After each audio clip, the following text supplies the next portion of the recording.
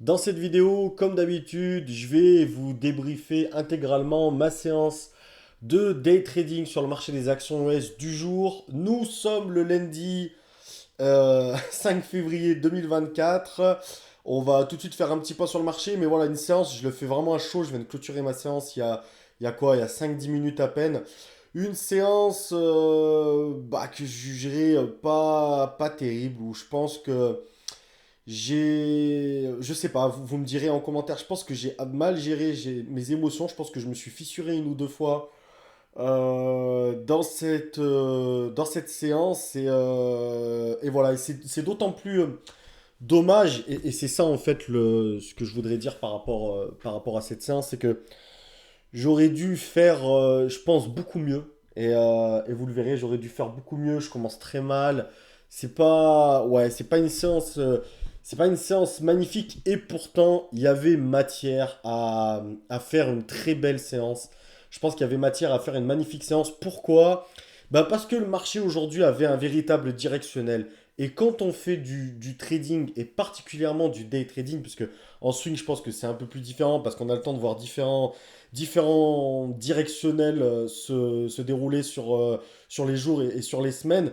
Là, en day trading, on a aussi ce type de problème, c'est-à-dire qu'on peut avoir des journées où justement, en intraday, on n'a pas véritablement de directionnel. Tantôt c'est haussier, tantôt c'est baissier. On essaye d'attendre le moment où enfin le marché prend une véritable décision. Et en tant que trader sur action, on essaye de suivre cette décision-là et de trouver des actions qui présentent le bon profil, celles qui sont le plus à même en réalité de suivre la tendance du marché. Et là aujourd'hui, je vous le montre, le S&P 500, dû à apparemment une interview de Jérôme Powell, qui est le président de la Fed hier, qui a calmé un petit peu les marchés, c'est-à-dire qu'il a confirmé qu'il allait véritablement pas augmenter les taux, enfin pas diminuer plutôt les taux d'intérêt tout de suite, et que sa priorité, ça restait le prix à la consommation pour les ménages, pour le public, et donc sous-entendu l'inflation. Donc ça refroidit un petit peu les marchés, et on a eu aujourd'hui une journée avec un magnifique directionnel. On le voit là sur le S&P 500, je vous le montre en minutes. On a ouvert ici, alors allez, peut-être que sur la première demi-heure, le S&P 500 a un petit peu rangé, mais sur le bas du range. Mais après, il a cassé, et c'est extrêmement clair on a eu un très beau directionnel aujourd'hui. Et quand on fait du day trading sur Action US et qu'on a un marché qui offre un beau directionnel comme ça sur la journée, bah, je pense qu'on doit plus en profiter. Et c'est un peu là que je suis déçu. Je vous montre le Nasdaq. Le Nasdaq, c'est encore plus vrai, hein. Le Nasdaq, il ouvre où le Nasdaq? Tac, tac, tac, tac. Le Nasdaq, ouais, il est en très peu gap. Le Nasdaq, il ouvre ici. Et voilà, lui, au bout de même pas 10 minutes, c'était plié. On a une tendance aussi sur le Nasdaq. Une chute, une très grosse chute. Donc, une belle chute en tout cas. Donc, voilà. Quand on trade dans un directionnel, on a quand même on a de belles opportunités et je pense qu'il y a matière à faire mieux. Je vais tout de suite m'expliquer. N'hésitez pas à dire d'ailleurs ce que vous en pensez en commentaire. Merci beaucoup pour ceux qui viennent de s'abonner, pour ceux qui commentent, pour ceux qui like. Ça m'encourage à toujours partager cette passion du trading de manière transparente. Et voilà, comme aujourd'hui, les jours où je trouve que j'ai été pas terrible. C'est un peu le paradoxe, mais où je trouve que j'ai été même assez moisi, peut-être mauvaise gestion des émotions, j'en sais rien. Mais voilà, et on commence d'ailleurs tout de suite par un trade éclaté au sol, clairement, qui va se passer sur LLY. Alors je vais avancer un petit peu, on en est où? Ah bah parfait. Elle arrive, LLY up. Pourtant, c'est vraiment le type de configuration de gap and go que j'aime bien. On est dans les 5 6 premières minutes, donc le marché n'a pas encore véritablement de directionnel. Vous l'avez vu sur le Nasdaq, il va le prendre dans 2 3 minutes après. Et sur le S&P 500, pareil. Et là, on a une opportunité à la hausse, en plus que j'aime bien, situation de gap and go classique. On a LLY qui fait un cap de plus de 3,5%.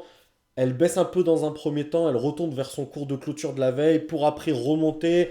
Je me dis qu'au-dessus des 690 $, c'est le point de non-retour. C'est donc le point à partir duquel je pense que les acheteurs vont gagner la bataille et que l'action va pousser sans problème jusqu'aux 695 $. Première chose, c'est une action qui a une grosse. Enfin, comment dirais-je?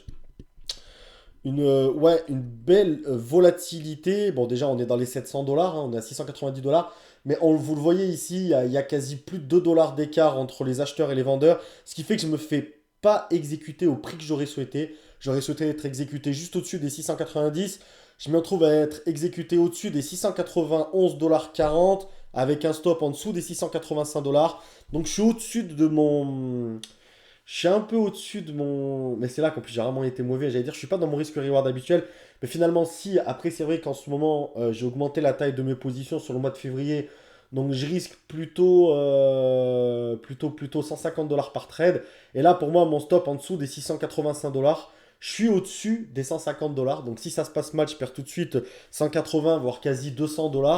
Donc c'est ça qui me met mal. Je suis mal exécuté et du coup, je suis tout de suite frustré de cette exécution.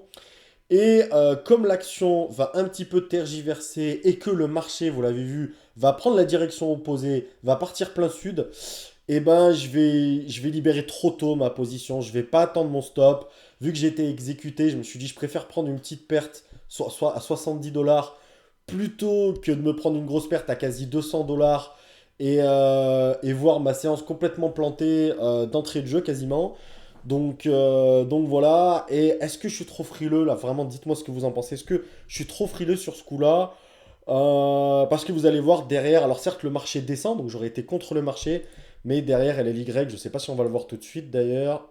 Non, parce que je passe à Tesla. Bon, derrière LLY, elle va aller chercher quasiment les 700 $ dans les 10, 15, 20 prochaines minutes. Donc je perds 70 $ sur un trade, j'aurais dû au moins gagner 200, je pense, 150, 200 sans problème. Donc déjà ça me gonfle, mais bon, premier trade éclaté pour moi. Deuxième trade, bon, celui-là il est bon, on va pas être trop critique. Trade sur Tesla, trade baissier. Donc, comme je vous le dis, notamment sur le Nasdaq, hein, Tesla est une action qui est cotée sur le Nasdaq. Notamment sur le Nasdaq, j'ai un vrai directionnel cette fois-ci, enfin d'entrée de jeu quasiment. Passé les 5-6 premières minutes, on a un directionnel baissier et Tesla coche un petit peu toutes les cases. Elle ouvre en gap baissier. Elle a fait une tentative ici, on la voit bien sur cette bougie-là, une tentative de hausse d'aller casser ses plus hauts du jour, mais elle a vite été ramenée dans le droit chemin, j'ai envie de dire. Donc, gap and go classique, je ne l'ai même pas pris, je crois que je la vois après. J'aurais presque pu la prendre en cassure des 183,50 $.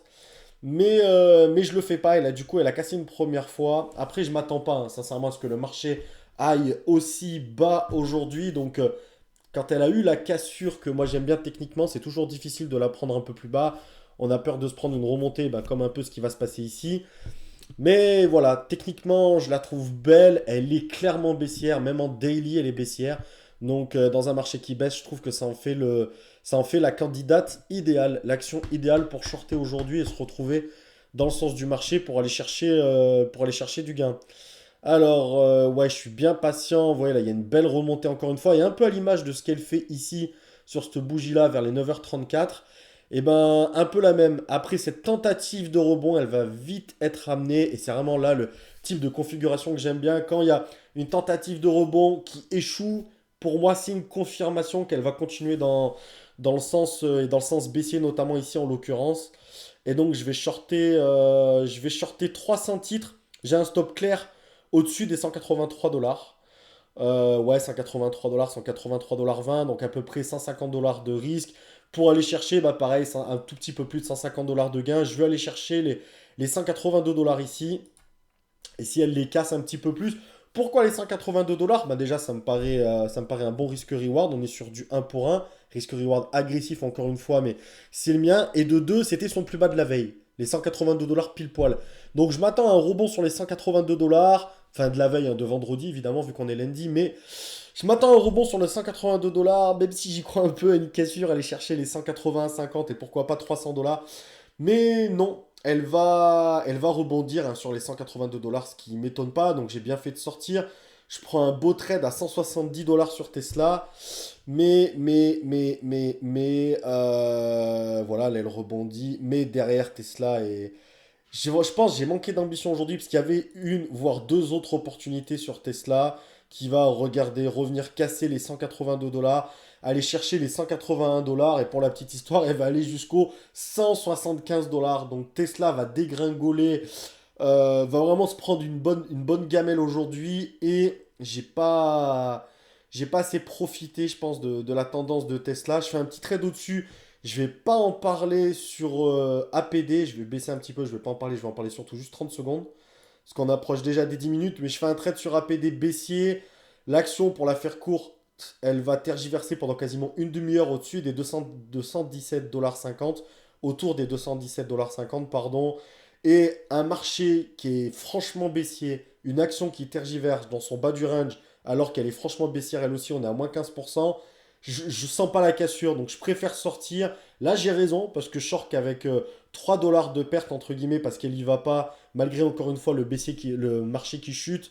Et finalement, elle va remonter, elle va jamais casser cette résistance des 217,50 $. Donc, c'est toujours, parfois on prend des bonnes décisions, parfois on prend des mauvaises décisions. Et je vais finir sur un trade sur Nvidia. Et là, encore une fois, qu'est-ce que j'ai manqué d'ambition sur Nvidia? C'est pour ça que ça va être le titre de ma miniature. Ça ne peut qu'être le titre de ma miniature. Et pourquoi Nvidia? Alors par contre, Nvidia était une action haussière aujourd'hui, mais on voit elle se rapproche pardon, vers le bas de son range. On est sur le graphique en bas à droite, Nvidia, et donc ce qui va m'intéresser, ça va être de la shorter en dessous des 179 dollars pour qu'elle aille chercher les 175 dollars. C'est vraiment mon ambition, avec un marché qui va bien aider. C'est jamais évident parce qu'on reste quand même sur une action qui est haussière et qui est très puissante en ce moment. Nvidia, donc voilà, je vais shorter. Bon, elle a une grosse volatilité aussi, mais contrairement à LLY, on voit qu'en termes de. Putain, mais j'ai perdu le mot entre les acheteurs et les vendeurs. En termes Voilà, je me positionne là. Voilà, je short 30 titres juste en dessous des 179 dollars. Bon, tout de suite, elle remonte. Par contre, là, j'ai un stop assez clair au-dessus de cette ligne-là. Donc, au-dessus des 683 dollars, je dégage. Donc, j'ai un stop de 5 dollars à peu près. Ouais, 4 dollars, 4-5 dollars. Et pour aller chercher l'équivalent 4-5 dollars. Donc, pour aller chercher à peu près, j'ai un stop de 120 dollars pour aller chercher 120 dollars. Donc, pour aller chercher la cassure des 177,50 $, qui est son plus bas du jour, et aller chercher les 675 dollars. Elle va y aller, donc j'aurais pu faire deux choses. Alors, pouce. J'aurais pu faire deux choses avec un peu plus d'ambition, mais aujourd'hui je l'étais pas, hein. Vraiment, je sais pas pourquoi j'étais très très prudent. Avec un peu plus d'ambition, l'action revient vers mon premier prix, vers mon premier short. J'aurais presque pu renforcer ma position et la doubler avec comment dirais-je, un stop qui serait juste au-dessus des 680 dollars, juste au-dessus de cette bougie ici. Je ne l'ai pas fait encore une fois par crainte. Et là, vous allez voir, je m'arrête aux 675 dollars. J'attends la cassure des 675 dollars. Et je pense que franchement, et d'ailleurs, j'ai comme objectif second les 672,50 $. Mais voilà, je pense que je me dégage trop tôt. Franchement, manque d'ambition aujourd'hui. J'aurais dû attendre qu'elle tape ces 672,50 $ et j'aurais pris quasi, je pense, 200 dollars aussi. Donc, je laisse beaucoup d'argent sur la table aujourd'hui. Alors, je sais que vous allez penser, ce que je peux comprendre, que ça va, je m'en sors bien, je finis avec 211 dollars de gain. Oui, c'est vrai, mais je pense que j'aurais pu peut-être pas faire le double, allez, mais faire au moins 300 dollars pour moi.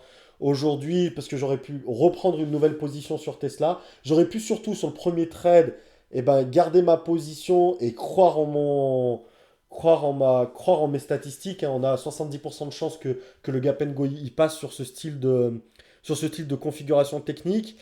Voilà, j'ai été mal exécuté, donc je me suis un peu fissuré. J'ai préféré partir avec une petite perte, moitié moins que ma perte autorisée par trade. Et il y avait de quoi faire sur Tesla, hein. Vous le voyez juste à côté, le graphique de Tesla. Il y avait de quoi faire. Et sur Nvidia, la dernière action, il y avait de quoi aller chercher au moins les 72,50 $. Ça aurait dû être mon objectif. C'était un objectif qui était en plus facilement atteignable, je trouve. Et d'ailleurs, qui a été atteint. Donc voilà, ok, 211 dollars. Je commence bien la semaine. On continue sur un mois sans faute avec 3 jours gagnants. Mais voilà, je suis un peu déçu aujourd'hui de ma prestation. Je pense que j'étais un petit peu trop. J'ai un petit peu trop tradé avec la peur. Et c'est là-dessus qu'il faut que je progresse. Je pense que vraiment, il faut que je laisse.